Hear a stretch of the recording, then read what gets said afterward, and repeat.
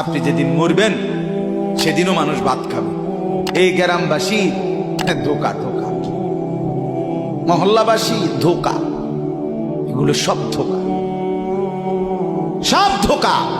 বন্ধুরা ধোকা, স্ত্রী ধোকা, এগুলো সব ধোকা।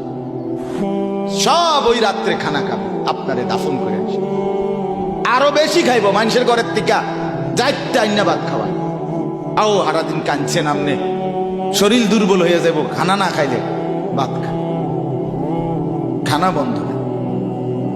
লাশের সামনে, লাশের সামনে মুসলমান আজকে জানাজা, লাশ সামনে, এখানে দাঁড়াইয়া জিগায় খানাটা কোন দিন কইয়া লাইলে ভালো আছিল। কি আহা আহা, মানুষ কার জন্য শিক্ষালেন?